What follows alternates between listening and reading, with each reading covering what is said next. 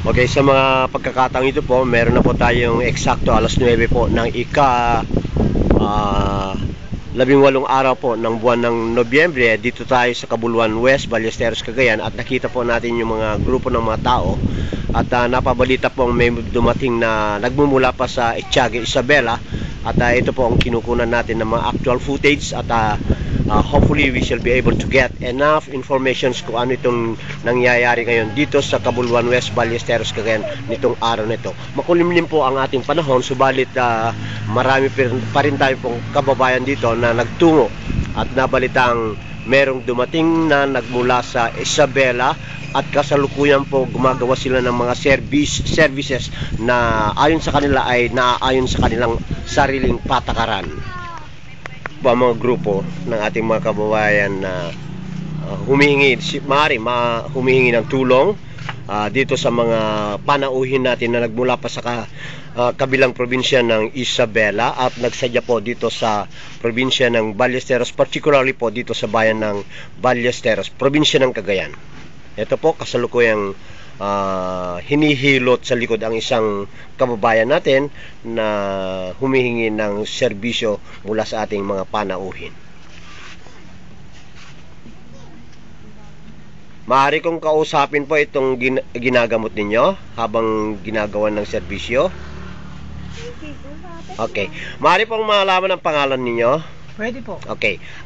Sila po si Lorenzo Da Jose. Lorenzo Daho. And taga saan po kayo, Apo Lorenzo? Etiague, Isabela po. Etiague. Kasama kayo ng grupo o nagsadya kayo rito? Kasama po kami. Apo Lorenzo. Okay. At ano po ang nararamdaman ninyo kailangan nating magpagamot? Apo Lorenzo. Wala naman po akong nararamdaman. Oo. Magmula po nung nagpapagamot po ako sa kanila. Okay. So, wala kang dahilan na magpagamot sa kanila? Wala po.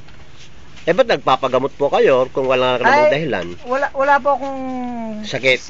Okay. But ano po ang dahilan at tulad ng nangyayari ngayon at kayo po ay binibigyan ng serbisyo? Gusto ko pong yung pong mga may karamdaman na gusto ko po rin silang hikayatin na magpagamot po dito sa kanila. Okay, sa pamamagitan po ng ating radyo ng bayan po dito sa Ballesteros, pwede ka nang humiling sa mga tagapakinig po ng radyo.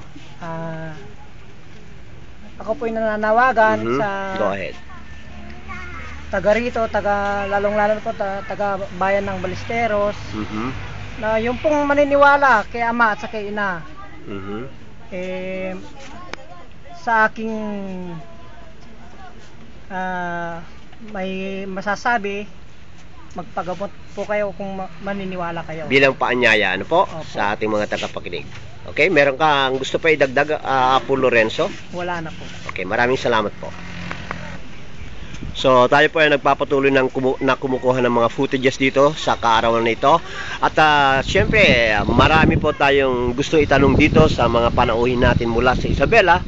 At kung bakit dito dinala sa Ballesteros pa ang kanilang pagtulong sa ating mga kababayan.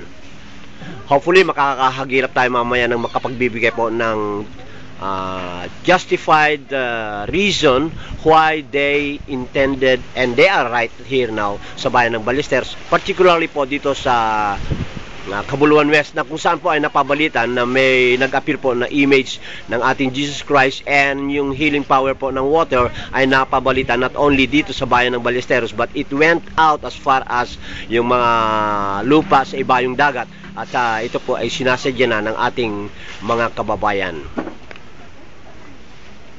Next.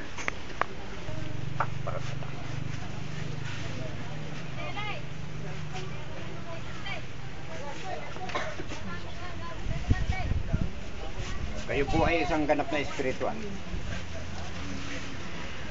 At naway, hindi kayo maligaw ng landas sa tinatahak. Kung ano ang mensahe ng dakilang Ama ang masasabi ko dyan. Jerwin. Diga.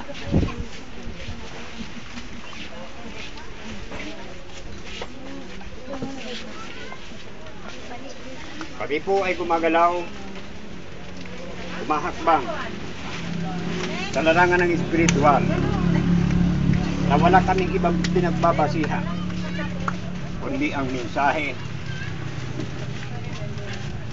ng kabanal-banal ng Ama. At pinapagalaw ang kanyang minamahal na anak. At ito po, ang balagay na ito ay siyang tanging gamit. Sira. Ha? Dito bukan mo nito kung dalikan mo.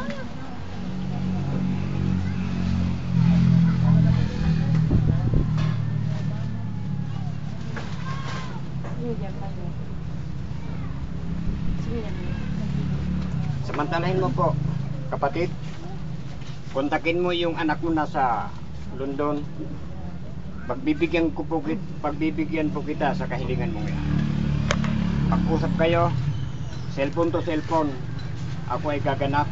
Matulungan lamang ang minamahal mong anak yan. Dahil alam kong nagdadalamhati ka sa kanyang kalusugan. Matagal na po yun.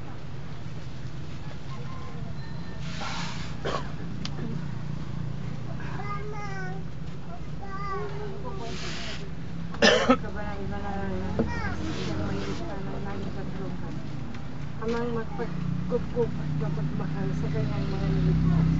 Narito naman po kami nito upang minsan pa po ipakita niyo yung kababalaghan at kapangyarihan sa sangkatauhan upang magbalik po lang po sa inyo dakilang Ama.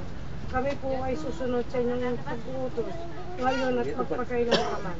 Wala po kami susundin dakilang Ama kundi ikaw lamang, sapagkat tanging ikaw Ama ang siyang may likha ng lahat. Kung kaya narito kami muli sa iyong pinamimisyon sa amin, kami po ay gagalaw sa inyo pong pinag-uutos sa amin.